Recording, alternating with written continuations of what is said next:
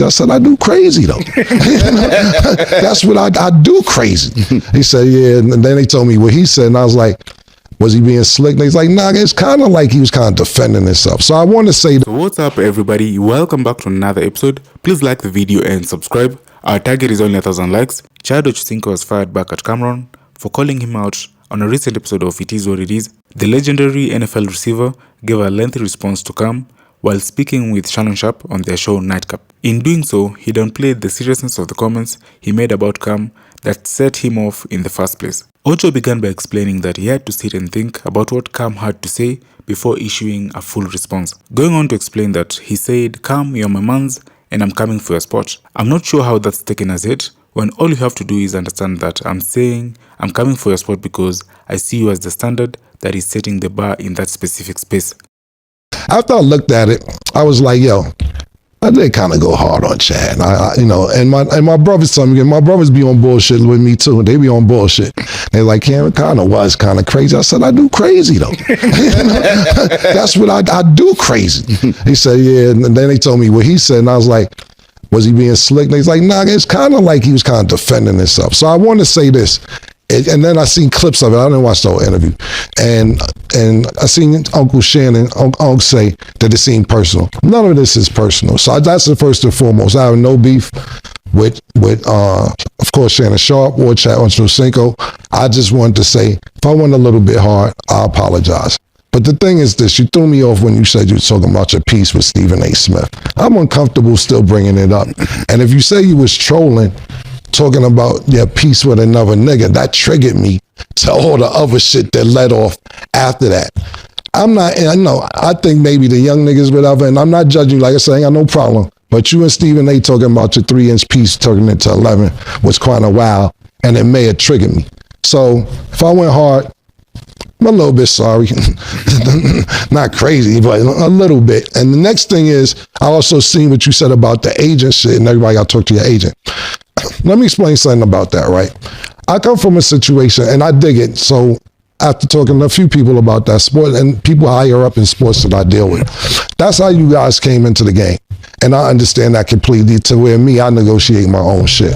So when somebody has to talk to your agent, that's how it was since you was coming out of college. That's how it is 20 years later, 30 years later, or whatever. You guys have agents. You guys don't usually speak for yourself. And that's how y'all do business. To me, personally, and there's no right or wrong, I'm just expressing how I feel about that. If I'm the person doing business with you and I'm talking to you, why do I got to talk to another nigga about what you want? Unless you can't negotiate for yourself.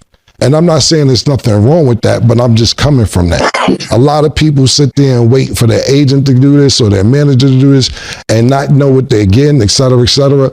Really what they're getting what their agent tell them they getting. And then you paying a nigga where you could have kept that money for yourself. So I'm not disrespecting anybody with an agent or manager that negotiates deals, but I'm just saying if I talk to niggas directly and you know what you want, if we could do it, we could do it. If we can't, we can't. We sit there and watch the Manny Pacquiao and Floyd Mayweather fight happen 3-4 years after it was supposed to happen because of managers, because of agents, because of boxing promoters, etc.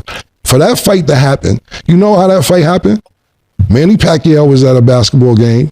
Floyd Mayweather was at a basketball game. Floyd Mayweather walked over to Manny Pacquiao. They had a 15-minute conversation, and the fight happened 2-3 months after that. It wasn't a bunch of people in the way. Now, do you need people signing contracts, get the contracts together, etc.? So I can't fault you for having an agent not talking for yourself if that's how you came in the game. I just come from something different. That's first and foremost. And I'll wrap it up with that. Lastly, I'll say is this. You guys are doing a great job. I'm not hating on your show or whatever, but I'm doing a spectacular job, nigga. I'm that nigga. That's why you mentioned my name in the first place. And you're doing really good. You're doing good, Chad, and I'm proud of you. But you're not the main attraction on your show. You said you're not the main attraction. You're the coleslaw that comes with the meal. You relish. You anchovies. Shannon Sharp could do this without you, even though you're a good addition. You know those motorcycles with the little thing on the side? That little drink? That's you. You the nigga on the side. It's Batman, it's Robin on the side. But yeah, you know I fuck with you. I love you. I hope I didn't offend you too much, but you definitely anchovies, nigga. How that's taking his hate when all you have to do is understand that I'm saying I'm coming for your spot because I see you as the standard that is setting the bar in that specific space. So you took that as an insult, which is weird to me. I'm not sure how you can do that. But if you check the if you check the numbers, what I said I was going to do, I've already done and surpassed that in this specific space. Now, he said, he asked me to come join them, to do something with them. And I told him, okay, you got to check with my people. You got to reach out to my people who, when it was time for me to work with you, what did I ask you to do? Reach out to who? I talked to Doug. You talked to Doug.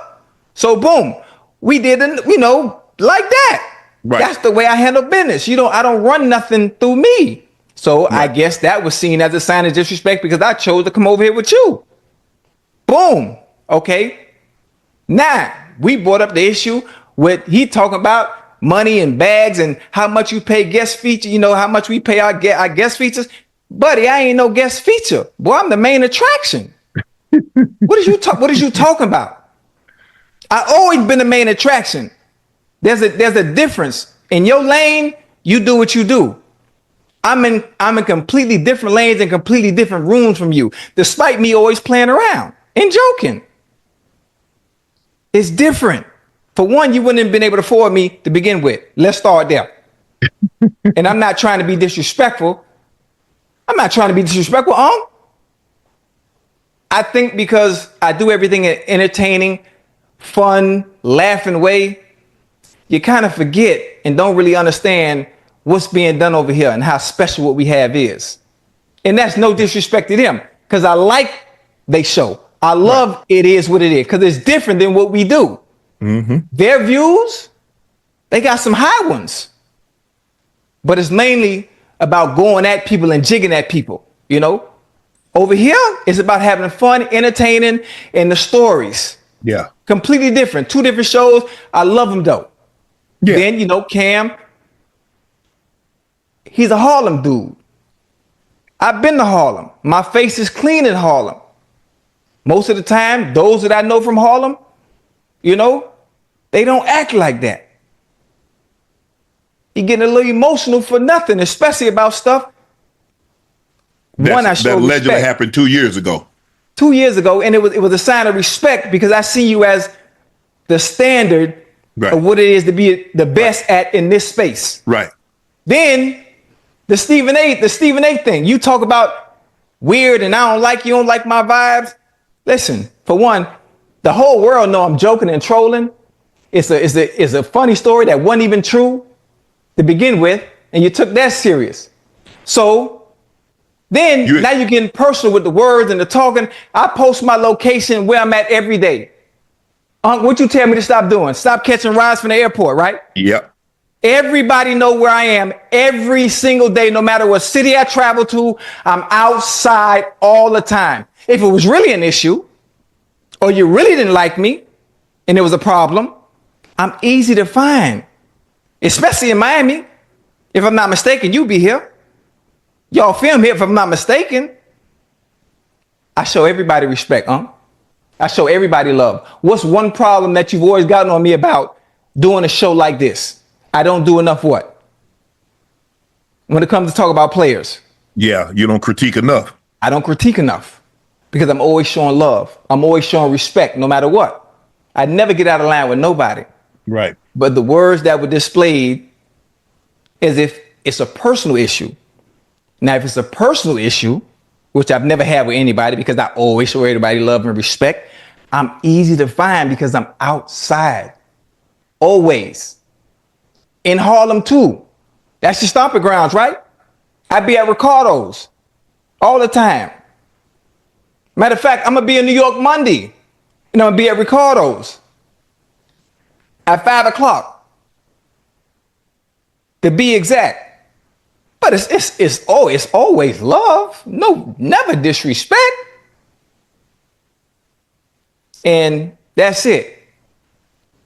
And I love you. And I love you. Unless you want to go another route. The way I look at it, Ocho, I think you explained too much. You did what you did. you don't represent yourself. Most people, that's why you hire representation. If